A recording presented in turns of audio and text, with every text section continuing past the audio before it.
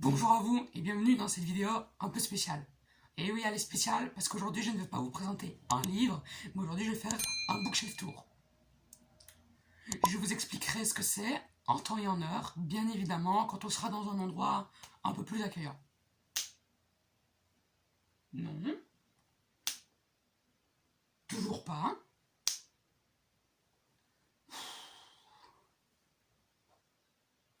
Ah, enfin.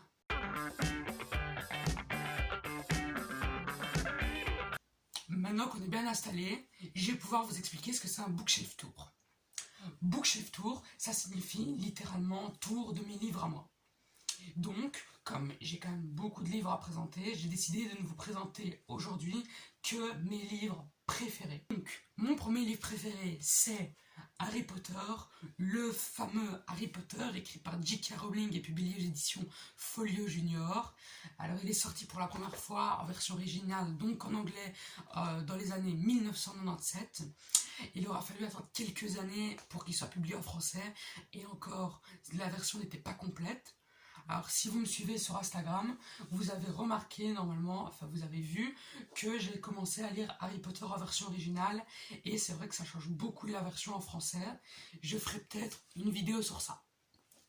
Mon deuxième livre préféré, c'est La Passe Miroir, écrit par Christelle Labosse et publié aux éditions Gallimard Jeunesse. Alors c'est le gagnant du premier concours du meilleur roman jeunesse organisé par RTL et Télérama. Alors, de quoi parle La Passe Miroir? La Passe Miroir nous raconte l'histoire d'Ophélie, une jeune fille qui est directrice du musée sur l'Arche d'Anima. Donc les arches, ça fait partie du monde d'Ophélie, qui un jour est mariée de force avec un grand homme sociopathe et antipathique qu'on appelle Thorn, et qui habite, lui, sur sur l'Arche, du Nord. Et donc elle va y être emmenée de force pour vivre avec elle, et plus précisément elle va être emmenée à la Citatielle, l'endroit, le palais royal de l'Arche du Nord, et elle va apprendre au fur et à mesure de son emménagement quel est l'objet d'un complot mortel. J'ai adoré ce livre, j'ai dévoré tous les tomes, le 4e tome est sorti fin de l'année 2019, en novembre je pense. J'ai tout adoré dans cette série, un très bon livre. Mon troisième livre préféré, et c'est une saga que j'adore, que j'ai commencé l'année dernière et j'en suis entre guillemets 6e tome, c'est Les Chevaliers d'Émeraude, écrit par la québécoise Anne Robillard et publié aux éditions Michel Lafon. Alors c'est une série que j'adore, alors c'est une série à 12 tomes, pour ça que je dis que je ne suis qu'au 6e tome entre guillemets, donc une série très longue, j'ai commencé l'année dernière et j'ai totalement accroché, j'ai adoré le monde d'Enkidief, qui est le monde des Chevaliers d'Émeraude. Et je pourrais faire une, voire même 2 vidéos complètes sur ce livre, tellement j'ai des compliments, tellement j'ai des bonnes choses à dire dessus. Donc vraiment, si vous n'avez pas lu Les Chevaliers d'Émeraude, il faut vraiment lire, je vous le recommande à 200%. Mon troisième livre préféré, on continue, on passe à mon troisième livre préféré. C'est lui aussi un gagnant du concours du livre jeunesse organisé par RTL et Télérama, sauf que lui, c'est le deuxième. C'est Les Mystères de l'Arispem, écrit par Lucie Pirapajot et donc publié aux éditions Gallimard Jeunesse comme La Passe Miroir.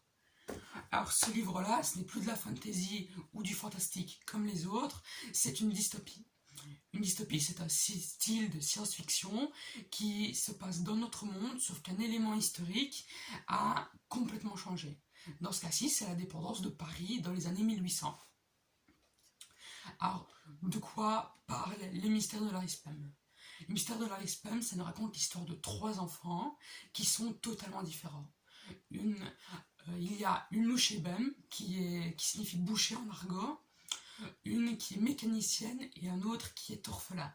Mais au fur et à mesure des 3 tomes, car j'ai oublié de le dire, mais c'est une trilogie, donc au fur et à mesure des 3 tomes, ils vont découvrir qu'ils sont de plus en plus liés par un complot, le complot organisé par les frères du sang. Alors voilà, petite vidéo sur mes livres préférés. C'était donc mes 4 livres préférés. Je vous les recommande tous. de les lire. S'il y en a un que vous n'avez pas lu, je vous le recommande comme tantôt à 200% parce que ce sont tous des livres géniaux que j'ai dévorés très très rapidement. Et moi, je vous dis à la prochaine vidéo. Allez, au revoir!